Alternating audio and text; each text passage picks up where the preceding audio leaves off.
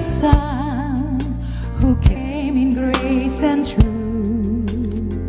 How great the love that carries us to kindness. Wonderful, so wonderful. So here I bow to lift you high, Jesus, be glorified in all things. For all my life I am yours, forever yours. Saya dikasih tema tentang peacemaker. Oh, itu ya, tentang peacemaker. Hari ini kita diingatkan bahwa keselamatan kita itu bukan cuma sekedar kita diampuni. Betul? Gospel nggak bicara tentang grace saja, gitu ya. Tapi gospel itu bicara tentang Yesus bertahta atas hidup kita. Ujungnya tuh ada di situ. Ada banyak orang yang senang, saya kan udah diampuni, dosa saya sudah diampuni, saya diterima apa adanya. Amin. Tapi nggak sampai di situ ternyata. Gospel itu bicara tentang Yesus yang berkuasa atas kehidupan kita. Ada banyak orang yang nggak mau seperti itu. Dan hari ini kita diingatkan bahwa kita itu pembawa perdamaian loh. Keberadaan kita dimanapun kita berada, itu kita harusnya menjadi orang-orang yang berdampak. Di keluarga kita mungkin ada banyak dari kita yang nggak berpikir tentang itu. Kita lihat satu ayat ini, Matius 5 ayat yang ke-9, berbahagialah orang yang membawa damai karena mereka akan disebut anak-anak Allah. Belajar mengasihi tanpa mementingkan diri sendiri itu bukan sesuatu yang mudah, Saudara. Amin, Saudara? Nggak gampang sama sekali. Hal ini sangat bertentangan dengan sifat kita. Karena pada dasarnya kita ini egois, kita ini selalu memikirkan diri sendiri. Tapi kalau kita baca firman Tuhan, berbahagialah orang yang membawa damai karena mereka akan disebut anak-anak Allah. Yang mikirin orang lain, gak cuman mikirin kita aja.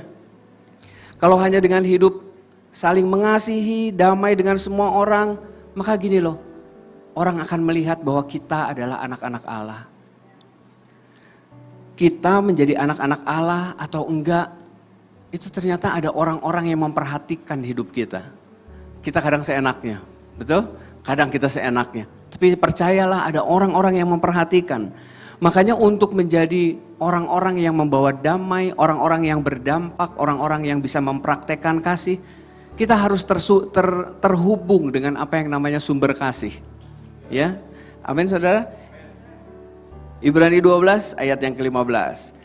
Jagalah supaya jangan ada seorang pun yang menjauhkan diri dari kasih karunia Allah, agar jangan tumbuh akar pahit yang menimbulkan kerusuhan dan yang mencemarkan banyak orang. Menjauhkan diri itu ada terjemahan lain yang bilang bahwa gagal menerima, tidak menerima, gagal mengalami. Ya, menjauhkan diri itu seperti itu. Karena kelihatan dari buahnya, kalau kita nggak terkonek, maka akan ada banyak kerusuhan, kita akan timbul akar pahit. Gampang banget ngelihatnya, kalau hari-hari ini kita pahit, hari-hari ini keberadaan kita membawa kerusuhan. Ya, coba dicek, jangan-jangan kita sedang gagal mengalami atau gagal menerima apa yang namanya kasih karunia. Akar pahit bicara tentang sesuatu yang beracun. Mungkin hari ini kita nggak merasakan apa-apa, tapi percayalah ke depan racun itu akan terus menyebar dan akan membawa kehancuran. Agama itu bisa menjadi beracun, betul? Sepertinya saya Taurat banget, kita sangat-sangat pegang banget gitu ya. Kita bisa dengan mudah untuk menghakimi orang, ya.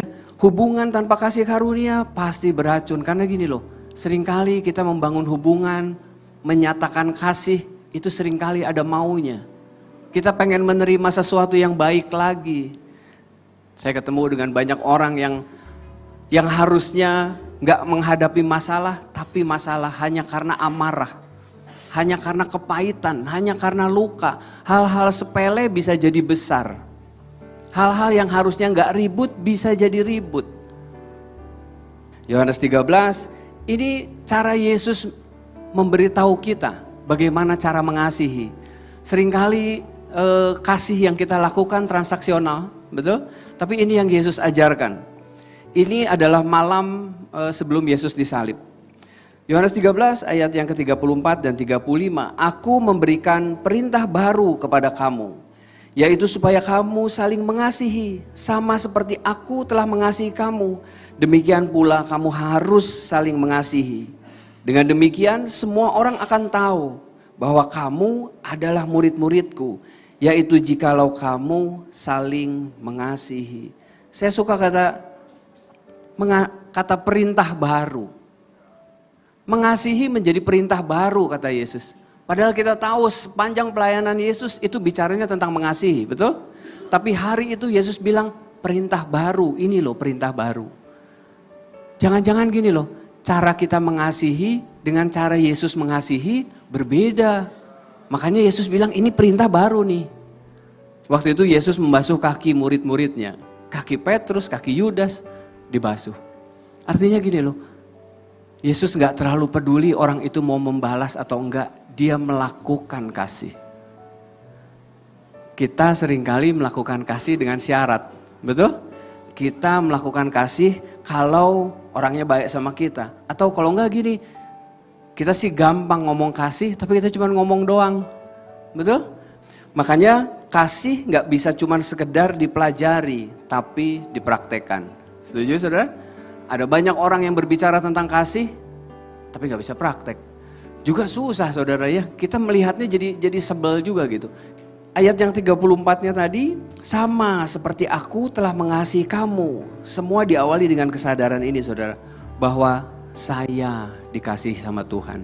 Kita gak mungkin bisa melakukan perbuatan baik, kita gak bisa melakukan kasih buat orang lain, kalau kita tidak terkonek.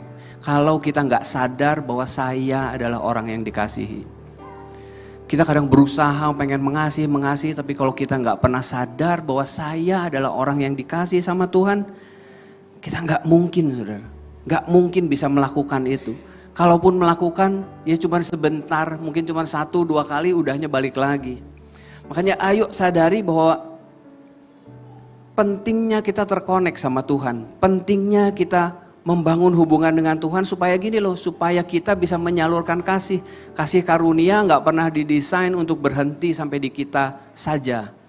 Kasih karunia itu harus bisa keluar dari hidup kita untuk memberkati orang lain. Nah makanya ini kehidupan tanpa kasih benar-benar tidak berharga. Rick Warren dia bilang gitu. Kalau saudara bilang keluarga itu berharga tapi gak ada kasih di situ, udah bohong lah. Bohong lah. Kalau kita bilang pasangan kita adalah seorang yang berharga, tapi kita nggak bisa memperlakukan dia dengan berharga, dengan cara mengasihi, kita harus cek. Nggak mungkin saudara. Kehidupan tanpa kasih benar-benar tidak berharga. Nah, ada hal-hal yang membuat kita sepertinya gini, sulit untuk mengasihi, kita pikir malas mengasihi. Kadang-kala gini, kesibukan membuat kita sulit untuk mempraktekkan kasih. Betul gak saudara? Iya, kalau kita udah sibuk, boro-boro kita mikirin orang. Boro-boro kita mau merhatiin orang. Atau kalau enggak rasa nyaman. Saking nyamannya gitu, udahlah gitu ya. Jadi bisa ada 2 ekstrim. Terlalu sibuk, kita juga gak bisa mikirin orang. Tapi terlalu nyaman, kita juga gak bisa mikirin orang. Kita ya sibuk dengan diri kita sendiri aja. Kadang-kala kita mengalami apa yang namanya mati rasa. Saudara pernah ngalamin apa yang namanya mati rasa? Lihat orang ya udah gitu aja. Enggak terlalu peduli saudara, enggak terlalu peduli.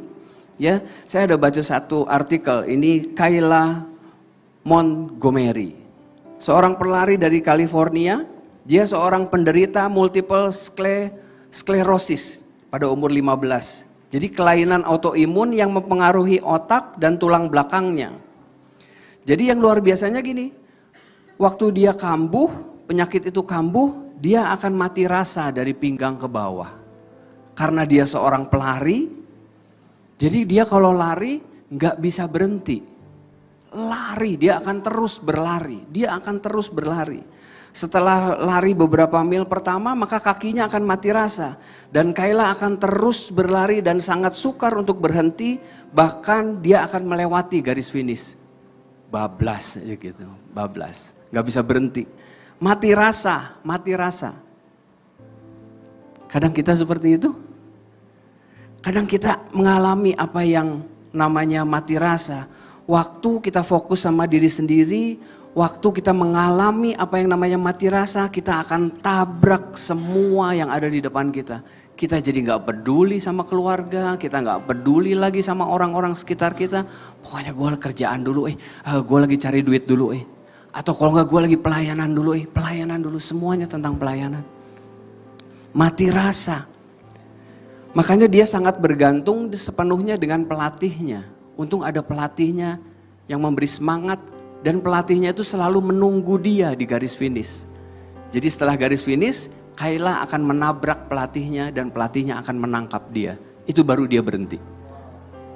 Ada kalanya kita harus melakukan hal yang sama. Kita perlu menabrakkan diri kita sama Tuhan supaya kita berhenti mikirin diri sendiri. Kita terlalu cepat berlari sampai udah finish pun kita gak peduli, kita lari terus. Sampai udah banyak hal yang dikorbankan, kita lari terus. Dan yang bahayanya gini loh, kita berlari ke arah yang salah. Coba bisa bayangkan gak sih? Pelatihnya ada di sana, Kayla larinya ke sini. Dan dia gak akan pernah bisa berhenti, dia akan terus berlari. Itu pun yang terjadi dengan kehidupan kita. Kalau kita sedang berlari tapi salah arah, Tuhan ada di mana, kita malah larinya kemana? Gak ketemu, gak heran kita tersesat, gak heran kita akan pergi terlalu jauh dari Tuhan.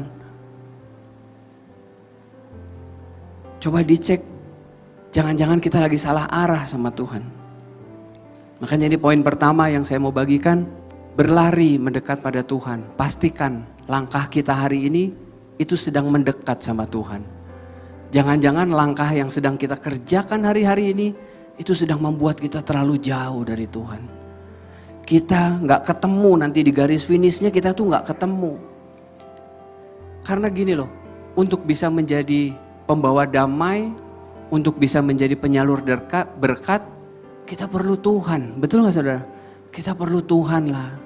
Kita bukan pabrik kasih. Kita tuh hanya menyalurkan apa yang kita dapat dari Tuhan. Kalau arahnya aja udah salah, boro-boro kita bisa mengasihi saudara. Yang ada kita akan mengasihi diri sendiri. Makanya ini ada satu quote bagus. Tidak peduli seberapa baik Anda menjalani kehidupan, Anda tidak akan hidup selamanya. Semua perjalanan hidup akan membawa kita pada langkah akhir. Coba pikirkan langkah-langkah kita hari ini, apakah sedang membawa kita semakin dekat dengan Tuhan atau enggak? Apakah nanti di langkah akhir hidup kita ketemu Tuhan atau enggak? Setiap langkah kita, perjalanan hidup kita harusnya akan membawa kita semakin dekat sama Tuhan. Karena yang kita butuhkan adalah seseorang yang akan menangkap kita di garis akhir nanti. Poin yang kedua ini, kerendahan hati. Karena gak mungkin juga kita bisa melakukan kasih, kita bisa melakukan apa yang namanya, membagikan apa yang namanya damai sejahtera, kalau kita gak rendah hati. Betul gak saudara? Kita lihat satu cerita ini, Ulangan 8 ayat yang kedua. Ingatlah kepada seluruh perjalanan yang kau lakukan atas kehendak Tuhan Allahmu di padang gurun selama 40 tahun ini. Dengan maksud merendahkan hatimu dan mencobai engkau untuk mengetahui apa yang ada dalam hatimu. Yakni apakah engkau berpegang pada perintahnya atau tidak. 40 tahun hanya untuk mengetahui, hanya untuk membuat bangsa Israel jadi rendah hati. Hati ini licik banget, betul kan saudara? Perlu kita cari tahu, perlu dikejar dan gini. Tuhan tuh sangat memperhatikan hati, makanya dia sungguh-sungguh memelihara, dia sungguh-sungguh pengen tahu apa sih hati lu tuh. Tuhan sangat perhatikan, kerendahan hatinya itu seperti apa sih? Makanya Ulangan 8 ayat 14. Jangan engkau tinggi hati sehingga engkau melupakan Tuhan Allahmu yang membawa engkau keluar dari tanah Mesir, dari rumah perbudakan. Karena ternyata gini, waktu kita tinggi hati, kita seringkali melupakan Tuhan. Coba dicek. Waktu kita tinggi hati, yang kita ingat adalah diri kita sendiri. Kita nggak ingat orang lain, kita nggak ingat Tuhan lah. Kata rendah hati itu tapenos. Wah, tapenos. Yang artinya gini loh, bergantung pada Tuhan. Tidak mengandalkan diri sendiri. Kita tidak memaksakan keinginan kita. Makanya kerendahan hati itu juga bicara tentang siap ditegur. Amin, saudara? Siap ditegur. Kita perlu dikasih nasihat, kita perlu dikasih tahu. Sampai hari ini saya membiarkan beberapa orang leader di CLCC untuk menegur saya. Enggak semua orang, ada orang-orang yang emang saya izinkan untuk menegur karena saya tahu bahwa saya suka bikin salah. Betul saudara, kita semua pernah bikin salah. Kita semua pernah bikin apa yang namanya kebodohan dalam keputusan, betul? Izinkan ada orang-orang yang ngasih tahu kita. Izinkan ada orang-orang yang menegur kita. Bagaimana kita bisa menjalankan damai, kita bisa menyatakan kasih kalau kita sibuk dengan diri kita sendiri. Kita ego dengan diri kita sendiri. Pengajaran ini atau berita ini bukan berita yang baru. Betul saudara? Bukan berita baru. Bicara tentang mendekat sama Tuhan, bicara tentang miliki kerendahan hati, bukan sebuah berita yang baru. Tapi masalahnya gini, mungkin sampai hari ini kita belum melakukannya. Kita seringkali menunda, terkadang nanti aja. Nanti aja lah, diingetin iyalah. Kita seringkali menunda, kita seringkali menganggap bahwa ya udahlah berita itu biasa aja. Hal yang biasa kita lakukan, tapi firman Tuhan bilang bahwa kasih adalah yang terpenting dan harusnya mendapat prioritas utama dalam kehidupan kita. Mengasihi itu menjadi prioritas yang terpenting dalam kehidupan kekristenan. Kalau kekristenan tanpa mengasihi agak susah saudara, agak bingung. Karena Yesus mengasihi kita, dia melakukan sesuatu buat kita. Kalau kita bilang kita mengasihi orang-orang sekitar kita tapi kita nggak melakukannya, agak bingung saudara. Kita senang menunda, tapi saya mau bilang gini loh, kita nggak tahu berapa lama lagi kita punya kesempatan untuk bisa mengasihi orang-orang sekitar kita. Amsal 3 ayat 27. Jika kau mempunyai kemampuan untuk berbuat baik kepada orang yang memerlukan kebaikanmu, janganlah menolak untuk melakukan hal itu. Kalau terjemahan lain, nanti aja suruh balik lagi besok. Gitu kok ayatnya tuh gitu. Nanti aja besok suruh balik lagi. Padahal kamu bisa melakukannya sekarang. Ngajak main anak, udah besok aja. Ngajak jalan-jalan istri, besok aja, nantilah. Nanti, besok nanti. Tapi saya mau bilang, ada banyak orang-orang yang berjuang untuk apa yang namanya waktu. Ada banyak orang yang berjuang dengan apa yang namanya kesempatan. Dan mereka nggak mendapatkannya. Kita jadi orang-orang yang dikasih kesempatan, tapi kadang-kala kita nggak mau ambil kesempatan itu. Ayo pikirkan itu. Makanya ini quote yang terakhir. Kehidupan paling baik dijalani dengan kasih. Kasih paling baik diekspresikan dengan waktu. Dan waktu terbaik untuk mengasihi adalah sekarang. Jangan tunda lagi. Kalau saudara hari ini mungkin mau ngajak jalan orang tua saudara, lakukan sekarang. Minggu depan belum tentu ada. Maaf, belum tentu. Kita semua nggak ada yang tahu apa yang terjadi. Tapi waktu yang kita miliki adalah sekarang.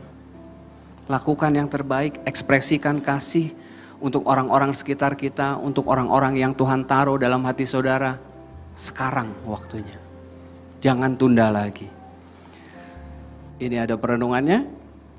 Berlarilah mendekat pada Tuhan. Hati-hati, kesibukan membuat kita mati rasa. Kita berlari dan kita banyak menabrak apapun, kita mati rasa. Kita seringkali berlari ke arah yang salah. Kalau kita sedang berlari ke arah yang salah, nggak ada Tuhan di ujung finish hidup kita, tragis banget hidup kita. Kita akan capek dan endingnya gak ada Tuhan di sana. Makanya coba cek apakah kita sedang berlari ke arah Kristus atau kita sedang berlari ke arah selain Kristus. Yang kedua, kerendahan hati membuat kita mau mempraktekkan kasih. Jangan biarkan ego kita, keberhasilan kita menjadikan kita orang-orang yang hidup hanya untuk diri kita sendiri. Amin, saudara? Kita nggak pernah dipanggil untuk diri kita sendiri saja. Kekristenan selalu dipanggil untuk menjalani sebuah kehidupan yang berbagi. Dan waktunya kapan? Sekarang waktunya.